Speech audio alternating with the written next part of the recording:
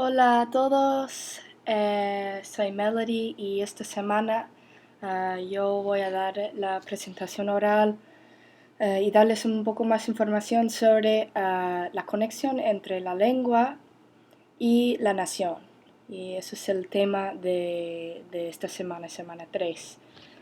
Entonces, lo que quiero hacer es dar un poco como una visión panorámica, digamos, de nuestras lecturas de la semana. La primera lectura que tuvimos que leer es la lectura de Anderson, del libro Comunidades Imaginadas, y tuvimos que leer el capítulo sobre el origen de la conciencia nacional.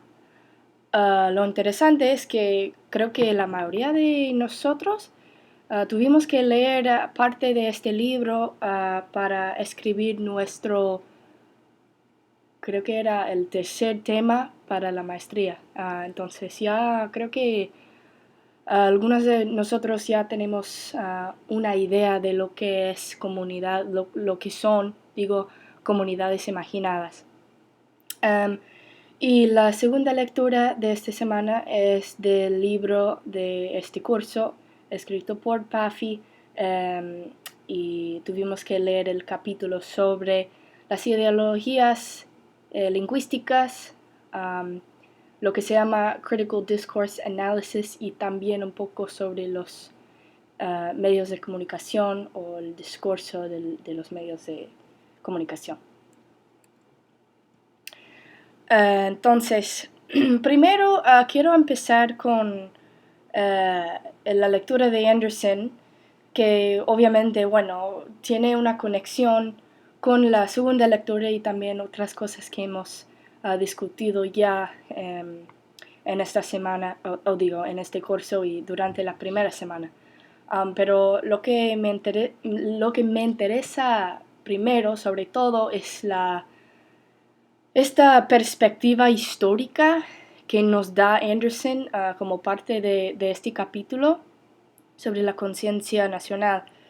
Y quería poner la información de ese capítulo en un tipo de, como esta línea que ven aquí. Entonces, vemos primero que Anderson empieza en el año, bueno, 1500, ¿no?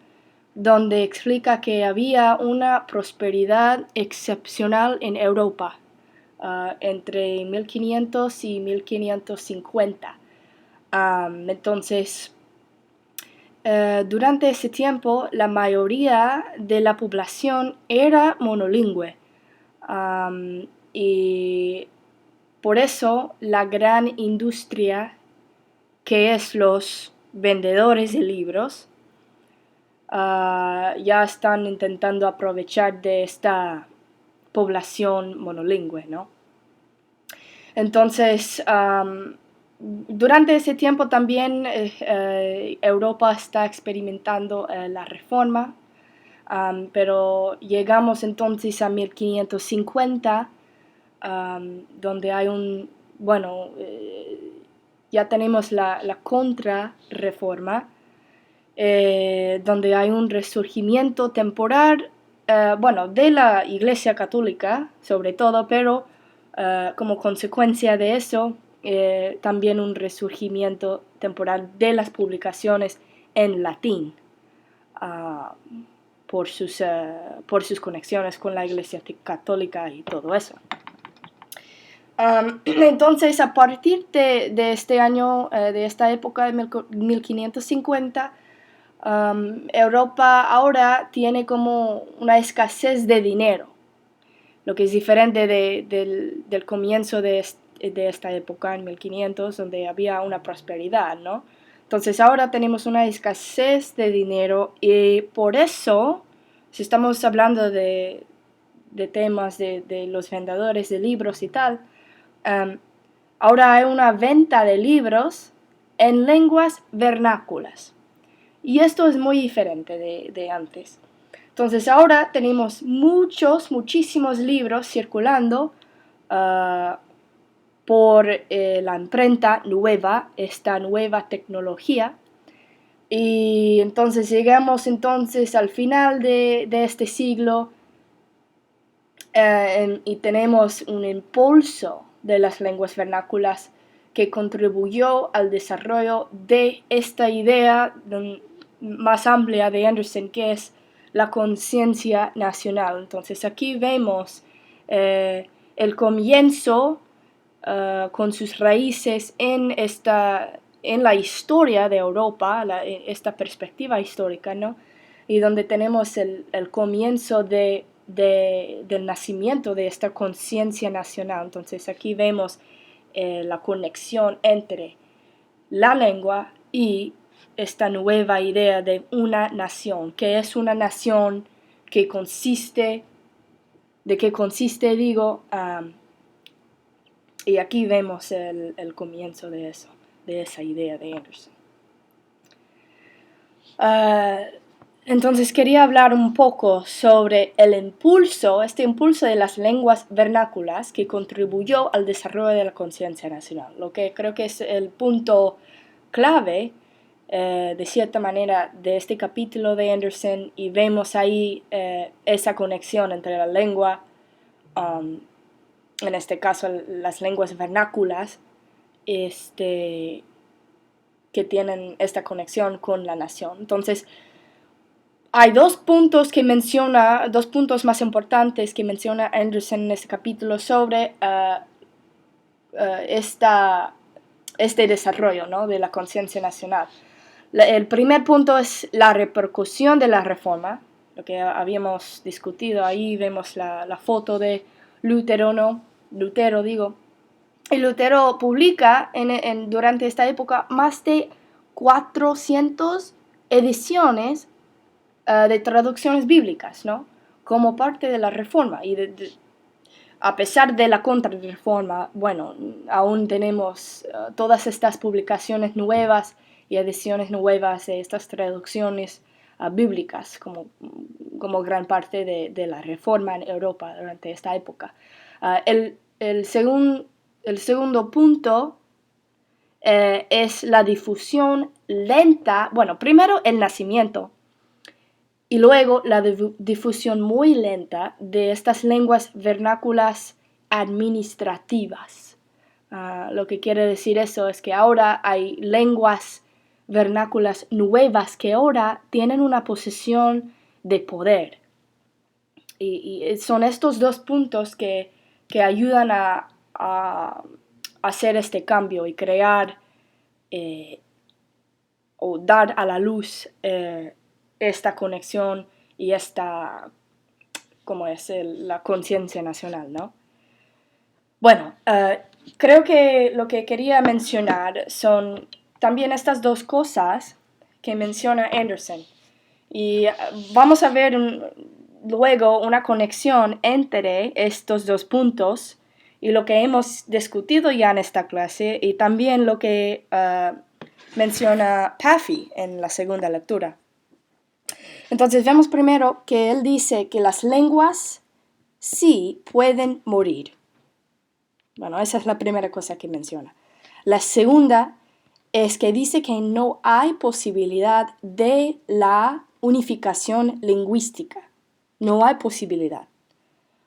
Entonces, estas dos verdades, digamos, tienen una gran importancia en lo que estamos discutiendo. Segundo, o luego, lo que quiero señalar es que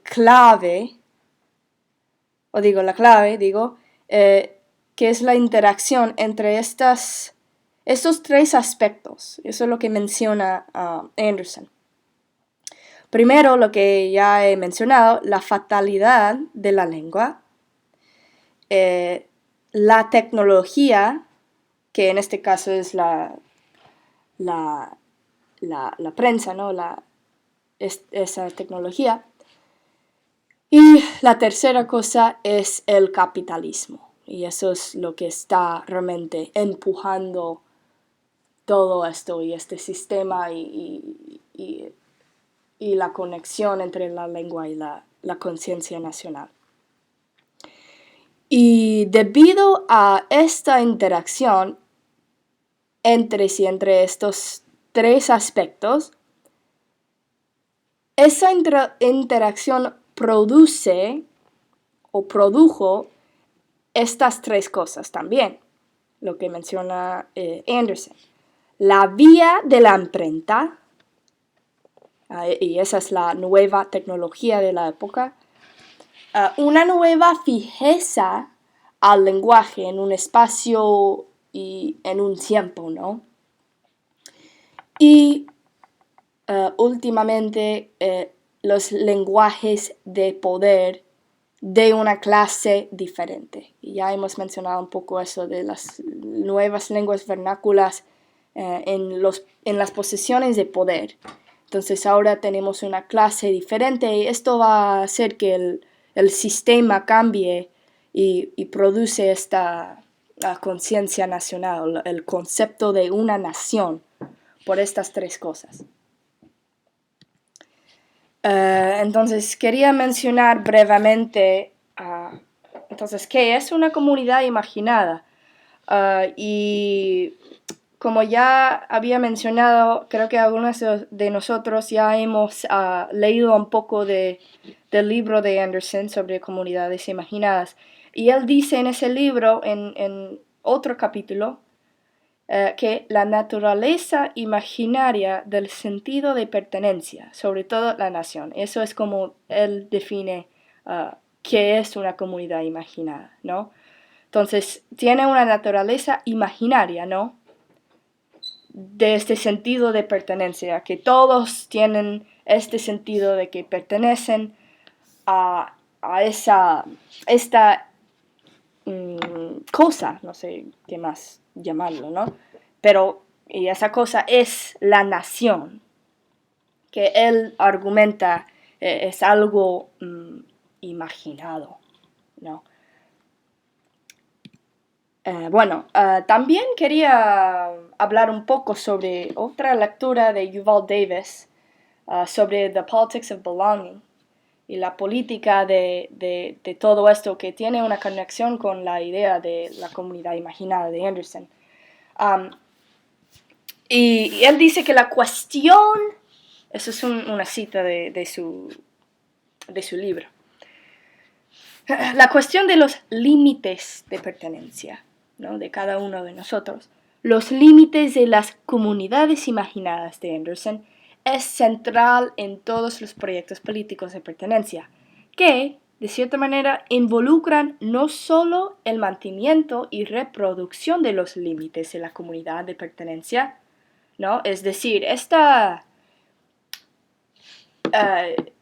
conciencia nacional, ¿no? Crea límites automáticamente. El yo, ¿no? Que yo yo tengo esta conciencia nacional y por eso hay personas existe el otro, ¿no? Que no forma parte de esta nación, ¿no? Y también dice que la reproducción de los límites de la comunidad de pertenencia, ¿no? Tenemos primero el mantenimiento y segundo la reproducción de las fronteras, de los límites de esta cosa imaginada, ¿no? Y eso tiene que ver con, menciona los poderes políticos hegemónicos dentro y también fuera de la comunidad, pero también su contestación, desafío y resistencia por parte de otros agentes políticos. Y creo que esta cita realmente crea como un puente entre las dos lecturas de esta semana. Anderson realmente nos da una imagen de qué es una comunidad imaginaria y cómo es que las lenguas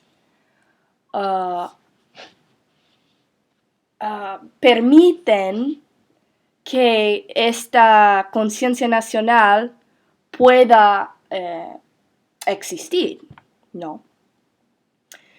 Y solo que me pregunta, eso no es una de las preguntas que tengo para todos, bueno, sí, es una pregunta, pero me pregunto durante todo esto y el proceso de crear esta presentación y realmente pensar en estas cosas tan difíciles para mí. Si consideramos como los Estados Unidos no tiene lengua oficial, entonces, ¿cuáles son las implicaciones del aumento del uso del español para nuestra conciencia nacional? Porque tenemos una nación, la nación de los Estados Unidos, pero creo que lo que está pasando dentro de esta conciencia nacional, hay un cambio. Hay cosas que están cambiando y tienen que ver con la lengua y con el uso de lenguas diferentes en esta nación. Entonces ¿cuáles son las implicaciones de esto? Porque he leído en varias fuentes, ¿no? en internet que cuando llegamos al año 2050, los Estados Unidos va a ser el país número 1 en todo el mundo que tiene las personas o tiene más hispanohablantes, más que México incluso. Entonces creo que eso es una cuestión importante. Bueno, vamos a ver la transición hasta la lectura de Paffi, donde creo que sí hay cierta conexión entre las dos lecturas, gracias a ese puente de Yuval Davis, donde vemos que las ideologías lingüísticas son, y las define de la siguiente manera. Dice, las representaciones explícitas o implícitas que construyen la intersección del lenguaje y los seres humanos en un mundo social. Y eso son lo que entendemos por ideología del lenguaje. Entonces, las ideologías lingüísticas surgen de esta intersección de yo como ser humano y el lenguaje, y que esos dos componentes llegan a esta intersección que existe dentro de los límites de un mundo social, ¿no? Entonces, primero quiero hablar brevemente sobre algo que había mencionado Remy durante la primera semana en su video corto sobre las lecturas de la semana y algunas definiciones. Primero, Paffi dice en un punto en este capítulo, not only is it true that our socio-political background is instrumental in shaping language practices, it is also the case that those same background factors shape our vision of languages employed around us and the values that we attach to those language varieties. Entonces vemos casi como un círculo, de cierta manera. Y esa cita me hizo pensar en lo que había mencionado Remy cuando nos preguntó, ok, pero ¿qué viene primero? Estaba hablando de la persona o la gente rica y la manera en que habla, ¿no? Entonces, ¿qué viene primero? La gramática perfecta, digamos, de una persona y luego convertirse en una persona rica, o es al revés. ¿Cuál viene primero? Y creo que aquí vemos ese back and forth, ¿no? No sé cómo decir eso en español, pero vemos ese círculo, ¿no? También creo que podemos ver un diálogo entre estas dos lecturas, y quería señalar ese diálogo aquí. Y quizá más que un diálogo, vemos como, creo que de cierta manera, la lectura de Paffi da un paso más allá de la lectura de Anderson. Si consideramos ahora lo que había dicho Anderson, que las lenguas pueden morir, la idea de que las lenguas sí pueden morir, ¿no? Entonces luego, cuando leemos Paffi, Él dice que las decisiones de los individuos y grupos de hablantes son, por tanto, catalizadores de la supervivencia o desaparición lingüística. Entonces, Anderson nos da como la verdad universal, que sí, las lenguas pueden morir, pero Puffy nos da una visión más allá de esa verdad, ¿no? Nos dice que sí pueden morir, pero ¿por qué? ¿Por qué mueren? Por las decisiones de los grupos de hablantes. Que sí, pueden hacer que sigan viviendo o que desaparezcan, digo. Entonces, todo el diálogo de esas dos lecturas creo que nos da la idea de lo que había mencionado Puffy, de los sistemas reproductivos sociales, que realmente son los individuos ¿no? Que tienen estas, ¿qué es la palabra? La influencia, ¿no?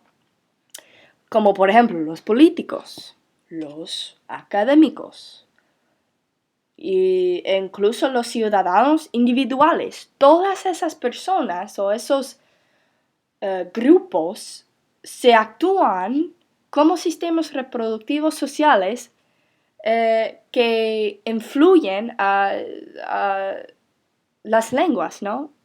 Y su supervivencia o su desaparición. Entonces, bueno, para concluir con todo esto, quería dar esta idea de qué tenemos si vamos a poner estas dos lecturas en un sitio juntas. Y creo que si tomamos lo que ha dicho Anderson y su idea de la conciencia nacional y cómo las lenguas influyen o hacen que podamos tener el nacimiento de una conciencia nacional.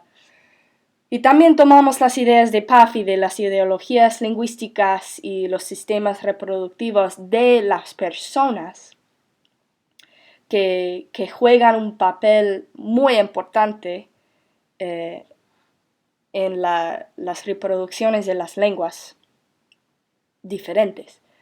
Creo que al final tenemos esta idea de que la posición de los medios de comunicación, como la prensa, es al final un vehículo de transmisión ideológica.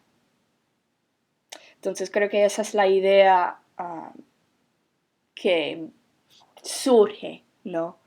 de la intersección de estos dos textos.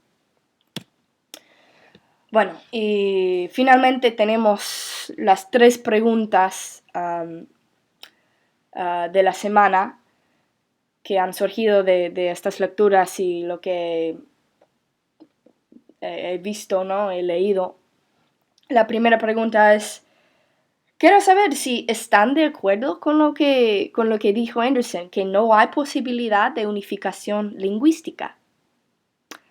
La segunda pregunta es, ¿creen que el nacimiento de una conciencia nacional, según Anderson, o de la nación, indica automáticamente el nacimiento del otro? Al final, la tercera pregunta, ¿quién influye o controla las concepciones e ideologías públicas del lenguaje en la sociedad? Esa es una pregunta que también tenía Puffy y creo que es algo, quizá la pregunta más importante, o sea que tenemos que pensar en las implicaciones de quién tiene el poder y por qué y qué significa eso. Bueno, gracias por todo y espero sus comentarios.